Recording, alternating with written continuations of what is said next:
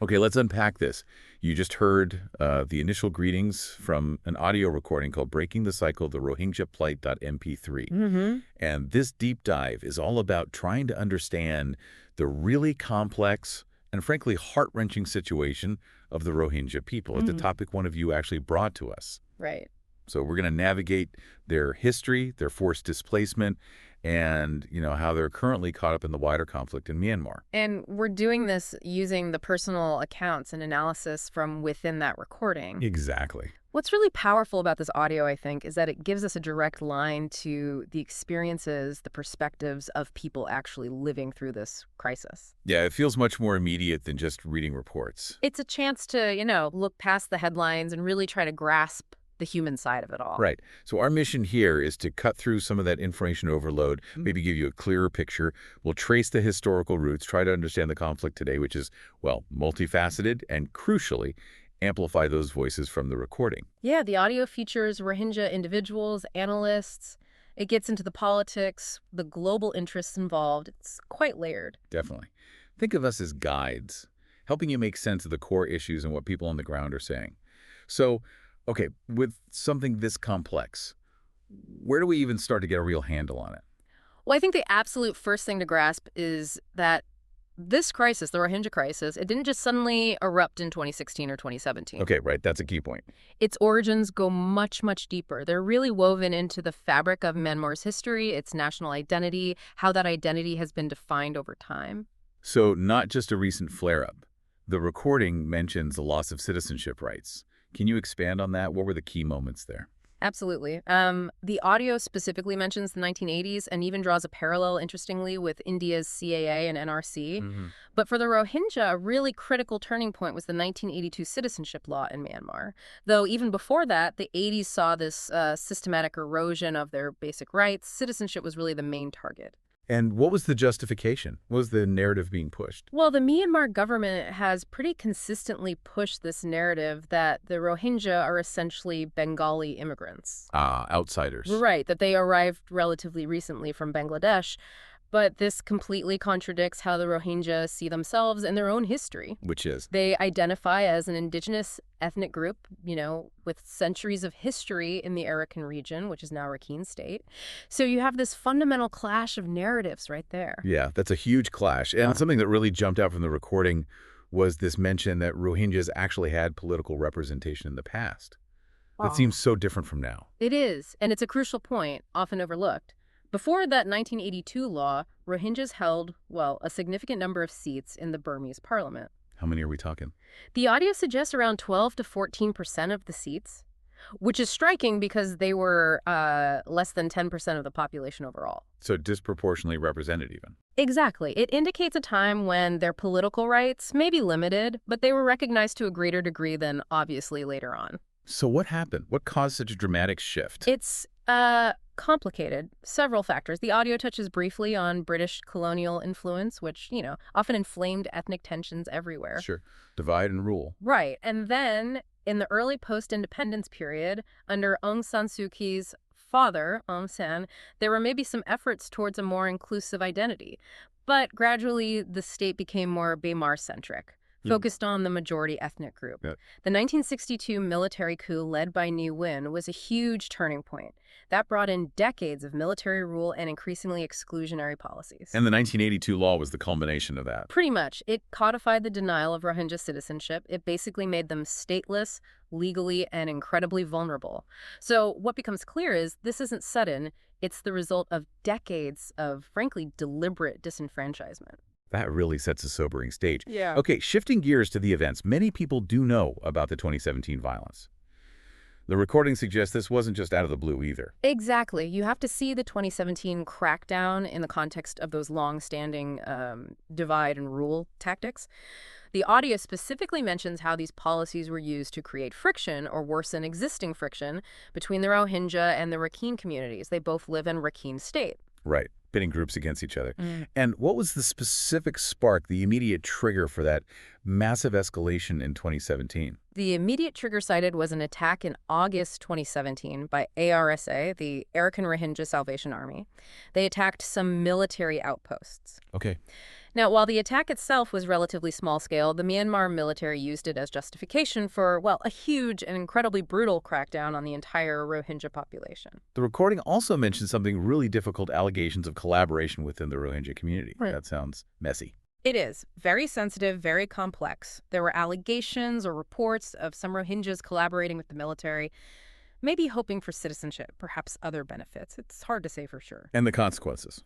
Well, understandably, this seems to have led to major conflict and distrust within the Rohingya community, and it further strained relations with the Arakan Army, that's the separate ethnic armed group representing the Rakhine people. Just layers upon layers of conflict. Mm-hmm. And Aung San Suu Kyi's role, the audio mentions her defense at the International Criminal Court. That got so much attention globally. Yes, her defense of Myanmar's actions at the ICC regarding 2017 was highly controversial, widely criticized internationally. Many saw it as a real betrayal of the human rights principles she was once known for. Okay, let's move forward again to the 2021 coup. How did that change things for the Rohingya? It seems like the whole country was thrown into turmoil. The 2021 military coup and the huge protests and armed resistance that followed, it definitely reshaped the entire landscape. Yeah. You saw the emergence of the National Unity Government, the NU. The opposition government, essentially. Right, and its armed wing, the People's Defense Force, or PDF.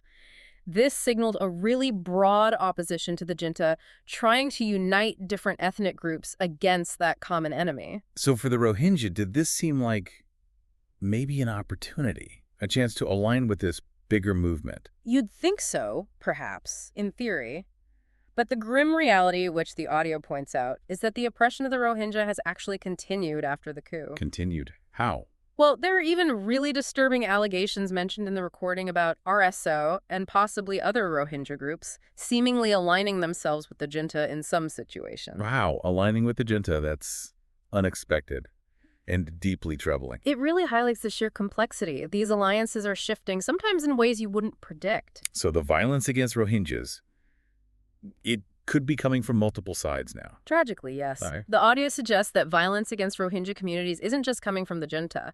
It's allegedly also being carried out by other armed groups, maybe even some who are supposedly against the junta. That just underscores how deep the anti-Rohingya sentiment runs, doesn't it? It seems so. Even within the anti-junta movement itself, the recording touches on this uncomfortable truth.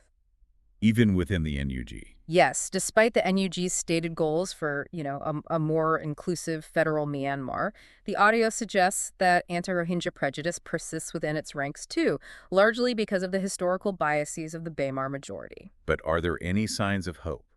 Any groups showing more solidarity? There are some. The audio mentions that some ethnic armed organizations, like the Kachin Independence Army, the KIA, seem to show more sympathy. They've expressed a desire to include Rohingyas in the Spring Revolution, the broader anti-junta fight. Okay, that's something. And the audio also notes the appointment of a Rohingya deputy human rights minister within the NUG, which, symbolically at least, is a positive step. But the situation in the camps in Bangladesh? Yeah. It still sounds incredibly restricted. Yeah. The recording indicates very tight control in the camps, and there are allegations about the influence of certain groups, like DGFNS, which just adds another layer of complexity to the internal dynamics among the refugees. Let's really try to focus now on the perspectives from the ground, from those directly affected. The recording includes a voice from a Rohingya individual in the camps. What were their key takeaways? Well, this person really emphasized the critical need for the Rohingya community themselves to strengthen two things: their own defense capabilities and their diplomatic efforts. So not just relying on others. Right. There's a clear sense that they need to build their own capacity. Waiting for external saviors might not be enough, basically. And the need for unity among the different Rohingya armed groups that came through strongly, too. Absolutely. The speaker stressed that a united front among the various Rohingya factions is, essential if they want to make any real progress. That makes sense. And they also highlighted the need to align with the broader Spring Revolution, to see the military junta as the common enemy. The resource situation for those fighting the junta sounds dire, though.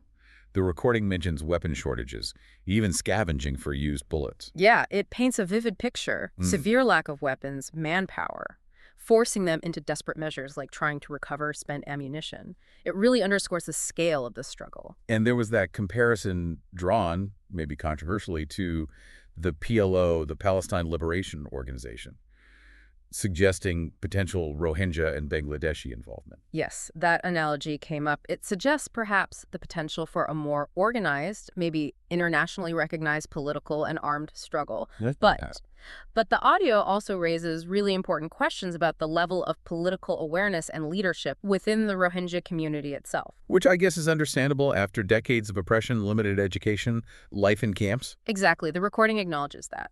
Decades of having opportunities suppressed, including in the difficult environment of the camps in Bangladesh, has definitely hindered the natural growth of political leadership. Yet the potential is there. Well, the audio also suggests that, yes, the structures, the individuals capable of governance, they do exist within the community, but their ability to actually organize and lead has been actively suppressed. Let's dig into those internal divisions more. The recording mentioned a history, a split between older militant groups and the newer RSA. What's the story there? Right. The audio points to this significant division. You have older Rohingya militant groups that existed well before RSA, and then RSA itself, which really emerged around 2014. And they don't see eye to eye. Apparently not. The audio suggests this division has led to a lack of unity. Yeah. It mentions alleged power struggles and even a distrust within RSA's initial leadership towards more educated Rohingya figures. Interesting, like a generational or ideological split. Perhaps. Older groups might have different long-term goals, different methods compared to RSA, which seem to arise more directly in response to recent escalations of violence. And funding, where does the money allegedly come from for these different groups? Well, according to the audio, RS's funding allegedly comes from diaspora communities, particularly in Malaysia and Saudi Arabia. Okay. Whereas the older organizations reportedly receive support from Libya way back. But it's crucial to say these kinds of funding claims are always really hard to verify independently. Sure, lots of allegations swirling around. And we also heard that very critical voice, a Rohingya individual claiming RSA doesn't actually represent the people's interests, maybe even being manipulated by foreign NGOs. That's a serious charge. It's a very serious accusation, yes. It reflects deep mistrust, conflicting views right within the community. This person alleges RSA has caused harm, that they're influenced by outsiders with different agendas.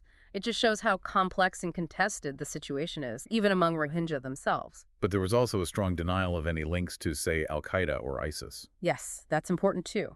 The audio includes a clear statement from a Rohingya individual denying any connection between Rohingya groups, including RSA, and those international terrorist organizations. Okay, let's zoom out now. The bigger geopolitical picture. The recording touched on the interests of major powers. What about the United States? The audio frames U.S. interest as primarily strategic, basically countering China's growing influence in the Bay of Bengal. The great power competition. Exactly. And that might include a desire for military bases in the region, as a strategic counterweight to China's presence. And China's interests in Myanmar. Primarily economic, according to the audio. Yep. Myanmar is rich in natural resources, rare earths, lithium, oil, gas. Resources China needs. And Myanmar's location is also strategically vital for China's regional ambitions, connecting it to the Indian Ocean. It's about access and influence. The audio also gives a brief nod to India's historical and ongoing interests there, too. Right, so bringing it back to the present day on the ground. Rakhine State, the camps. The conflict sounds like it's still very active, very fluid. Very much so. The audio describes an ongoing, complex fight in Rakhine State. The Arakan Army reportedly controls most of it now, except for a few key towns like Sitwe, Kyokpyu. And there are allegations that the junta is deliberately trying to stir up conflict between the Rohingya and the Arakan Army. Weaken both. That divide and rule tactic again. Seems like it. And tragically, the reports mentioned in the audio suggest that both the Arakan Army and the junta have been implicated in attacks on Rohingya communities. So they're caught in the crossfire, or worse. It seems that way. The audio also mentions that efforts to form a stronger coalition among Arakanese armed groups, this four-brother coalition idea, have apparently stalled due to a lack of real understanding or commitment to collaboration. So that point made earlier by the Rohingya individual in the recording about needing to strengthen their own defense and diplomacy, that sounds more critical than ever. Absolutely. The audio really reiterates that urgency. Build internal defense capacity, step up diplomatic engagement, form a united Rohingya front, and strategically align with the broader anti-junta movement. These are seen as vital steps. But the recording ends on a slightly questioning note, right? About why there might be a desire for unity now. Is it shared goals or just weakness? Yes, it poses that really thought-provoking question. Is this push for unity against the junta born from genuine shared long-term objectives? Or is it more a reflection of the Rohingyas' current position of extreme vulnerability and needing allies wherever they can find them? It's a sobering point to consider. It definitely highlights the complex motivations at play. It really does, and the immense challenges in forging lasting alliances in such a dangerous, volatile environment. Okay, so pulling this all together for you, the listener, what are the key takeaways from this deep dive into the audio? First, this crisis has deep roots, decades of systemic disenfranchisement, not just recent events. Right. Second, the Rohingya are trapped in this incredibly complex, multi-sided conflict. The junta, various ethnic armed groups with their own goals, and even internal divisions within the Rohingya community itself. Third, you can't ignore the geopolitics. Big players like the U.S. and China have significant strategic and economic interests tangled up in this region. And finally, the humanitarian situation remains just desperate. Ongoing violence, displacement, extreme vulnerability. And this deep dive prompted by that recording, it leaves us with some big questions, doesn't it? Definitely. Like, can a truly unified Rohingya political and military front actually emerge? Can it overcome those historical divisions, the external pressures? And maybe even broader. How can that deep mistrust, those historical grievances between all the different ethnic groups in Myanmar ever be overcome? What does real peace and justice look like there? Yeah, and what role will the international community ultimately play? Whose interests realistically will they prioritize? And maybe the biggest question, what does a sustainable, just future actually look like for the Rohingya people after everything they've endured? It's easy, perhaps, to feel distant from a crisis like this, geographically, culturally. But hopefully, by unpacking some of its complexities today, like we've tried to do, you can see the staggering human cost of conflict, the challenges stateless people face everywhere, and just how interconnected local, regional, and global politics really are. Yeah. The voices in that recording, they gave us a glimpse really into this intense struggle for identity, for survival, for justice against just enormous odds. And understanding their past, their present, it might hold lessons for how we understand other conflicts, other humanitarian crises in our world today. Which leads to that final thought. What responsibility do we, as global citizens, actually bear in trying to find just, lasting solutions?